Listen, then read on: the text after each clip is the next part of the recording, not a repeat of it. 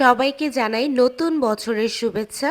নতুন বছর উপলক্ষে আমরা তো বেশ মজা আনন্দ করে নতুন বছরটি পালন করেছি আলহামদুলিল্লাহ। হ্যালো এভরিওয়ান, আসসালামু আলাইকুম। সবাই কেমন আছেন? আলহামদুলিল্লাহ আমরাও ভালো আছি। নতুন বছর উপলক্ষে সবাই মিলে একসাথে টুকটাক কিছু আয়োজন করেছি আমরা।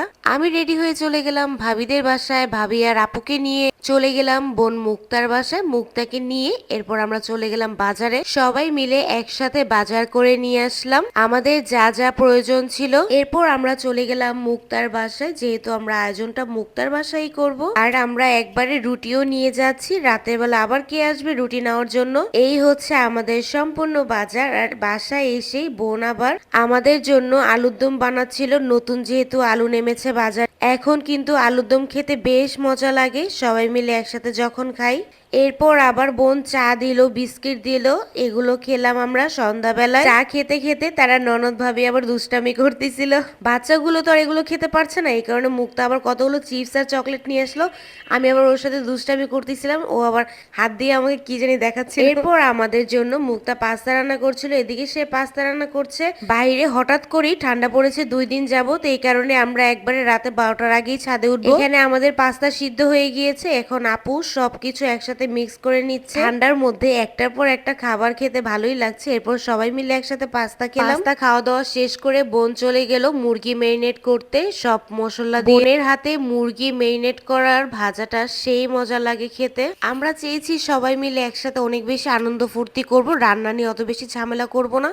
এই কারণে আমরা মুরগি আর কয়লার মধ্যে পুরিনি, আমরা ডাইরেক্ট তেলের মধ্যেই ভেজে নিয়েছি। এখানে কিন্তু শুধু একা মুক্তা বা আমরাই কাজ করিনি, এখানে কিন্তু আন্টিও আমাদের সাথে অনেক বেশি কাজ করেছে। আন্টি আমাদের খুব বেশি হেল্প করেছে, আন্টি না থাকলে হয়তো আমাদের আরো বেশি কষ্ট হয়ে যেত। সব মায়েরা বুঝি এরকমই হয়, যে মেয়েরা কাজ করছে মারা কি বসে থাকতে পারে? কখনোই না। এরপর আমরা সবাই রেডি হচ্ছিলাম যেহেতু ছাদে যাব, যেই সবাই মিলে একসাথে অনেক বেশি এনজয় করেছি। আর বাইরে তো প্রচুর পরিমাণে বাতাস ছিল। ছাদে উঠেই দেখি বোন মুক্তা খুব সুন্দর আয়োজন করেছে, কি সুন্দর ডিজে লাইট লাগিয়েছে। আর এদিকে আকাশে চারোদিকেই ফানুস উড়াচ্ছে, কেউ বোম ফুটাচ্ছে। সবাই মিলে একসাথে নতুন বছরটি খুব সুন্দর করে বরণ করেছি, ইনশাল্লাহ ভালো কিছুই হবে। সবাই মিলে অনেক বেশি মজা করেছি। এরপর নিচে এসেই মুক্তা চিকেন গুলো দিয়ে দিল তেলের মধ্যে ভাজার জন্য, যেহেতু এক এক করে আমাদের শুভাকাঙ্ক্ষী ভাইয়া, তারপর আমার হাজবেন্ড সবাই চলে এসেছে। আমার জামাই তো এসে আমাকে ঘরে ঢুকে বলতেছে, কি চিল করেছো? এদিকে সবাই মিলে হাতে হাতে কাজ করছে, এদিকে বোনও সালাদ বানাচ্ছে। সালাদটা কিন্তু সেই মজা হয়েছিল। আর এদিকে আন্টি আমাদের জন্য সুন্দর করে প্লেটে সাজাচ্ছিল খাবারগুলো, দেখে অনেক বেশি ভালো লাগছিল।